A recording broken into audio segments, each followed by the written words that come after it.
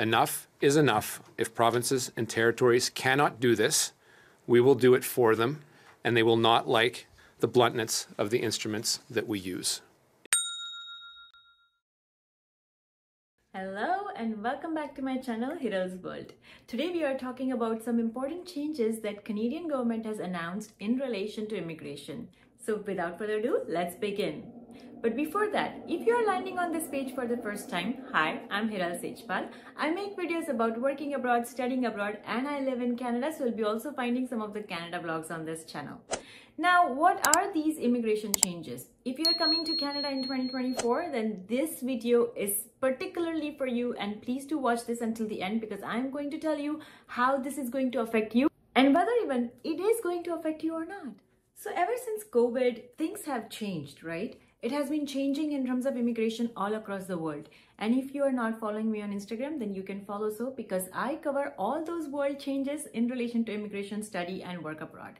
So first of all, let's talk about why Canadian government is changing all these rules. So before COVID, Canada was well known for its quality of life. It was also well known for its international education. But after COVID, the things have changed. In fact, according to researchers, Canada has the highest inflation post-2021 and it has shown the reduced quality of life. The quality of life in Canada has reduced 5% compared to 2021.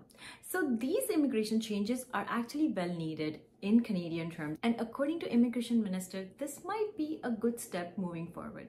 So let's talk about very first change. Since COVID, if you have been following news about Canada, then you would know that any students who came here during COVID were allowed to work until December of 2023 full-time off campus. So basically they could work up to 40 hours per week off campus full-time. And that really helped a lot of international students, especially those ones who couldn't afford to pay their own fees. They actually came here, were working full-time, and actually kind of got an advantage out of, this policy. So looking at its effects, Canadian government has actually extended this policy up to April of 2024. The financial pressures that current students in Canada would be feeling had we taken a decision to roll it back to 20 hours, it didn't make sense and would probably perhaps put more strain on students that are currently struggling to make ends meet. Now you must be thinking, why April of 2024? Well, it's because Canadian government is actually looking at extending this policy forever. So maybe like implementing it as that immigration rule. So for example, earlier, before 2019, if you were to come to Canada as an international student, you could only work up to 20 hours per week off campus. On campus, you can work any number of hours, but off campus, you could only work up to 20 hours per week. But since COVID, some of those students were still back home. And when they came here, Canadian government saw the need for them to be able to survive in the Canadian economy. And as a result, it implemented this rule that until December of 2023, these students can work full-time without any valid work permit, right?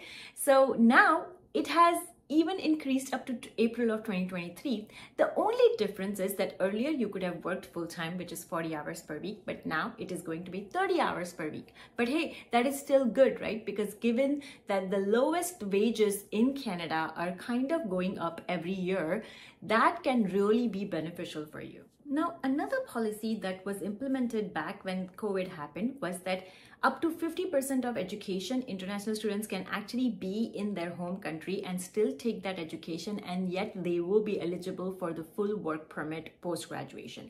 So usually in Canada, if you're new to this process, then if you would be applying for a study permit, after your studies are finished, you will be given a work permit. Now in Canada, post-2019, any student who would have, let's say, studied in a Canadian college or like a university, and if let's say they started their education back in their home country because of COVID, they couldn't travel here and they were taking online classes, then in that case, those students can now come to Canada and of course apply for the work permit, right? Now that rule has been extended. So according to Canadian government, if your classes are happening online, you can study up to 50% in your home country, and then next 50% you can come back and study here, and you will be still eligible for the full work permit. And that is actually one of the really good rules, because you can still be back home with your family, get a Canadian education, get that sense of how it is to study in Canada, and then really come back here and study the rest 50% of time, and also get the taste of Canadian culture when you are studying here. So all in all, I feel this is going to be really economical for the students who are coming to Canada. And the second rule is that when an international student used to come to Canada for studying, they used to have $10,000 worth of GIC. And this GIC was literally for the living expense. Now this 10,000 has been actually increased to 20,000. So any international student who is coming to Canada and must keep a GIC, they have to at least keep a GIC of $20,000. For today, I'm here to announce a few more immediate measures. So starting on January 1st of next year, in 2024, the financial requirement for study permits will be raised to reflect the current cost of living. And as such, a single applicant will need to show that they have $20,635 in funds to support themselves in Canada. Now, in my opinion, I would say definitely this change was much needed, especially because 10,000 wasn't enough to live in Canada. Living in Canada for over 10 years, I can only talk about the inflation rate that has gone up. It has gone up to 22% in Canada, and that's a lot of money that you have to pay for your rent, for your groceries and other living expenses. So really, this is much needed change. However, I do recognize that the amount of financial strain that it will be putting on these international students is going to be huge. So the next policy is not as bad as the first policy. In fact, it's a breath of fresh air for people who are already in Canada. So again, during COVID, Canadian government had allowed students and international postgraduate work permit holders to be able to extend their work permit up to next 18 to 20 months. That rule is still going to work out, and whoever has their visas, or rather their work permits, expiring in December of 2023, they can extend their work permit for another 18 months without any penalty. So really, if you are one of those people whose work permits are expiring anytime soon, that is before December, then you are eligible for this. But on the other hand, many of my friends have their work permit expiring in January and February of 2024, and unfortunately this rule does not apply to them. Canadian government has also made it very clear that this is the last time that they are allowing this extension, and that this policy will not continue. So whoever has got this opportunity, it is a really good news for them. The next one is a really rather scary news where Immigration Minister announced that they are going to limit the number of visas, the study permit visas that they are going to issue to international students.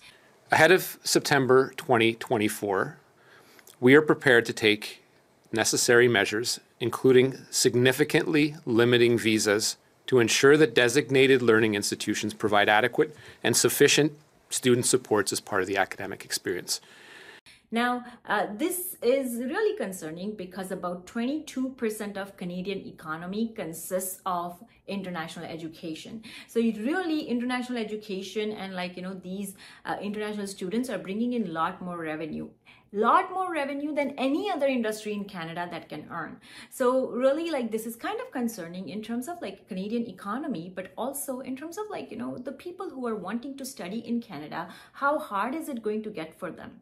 So all in all, these are the changes that have come in effect. I've also put the link to the article below, and also I will be tagging in some of the interview clips as well. So I hope that it helps you, and if you have any more questions or concerns, please feel free to put them in the comment section below. I wish you good luck for your forward journey. I'll see you next time. Until then, bye.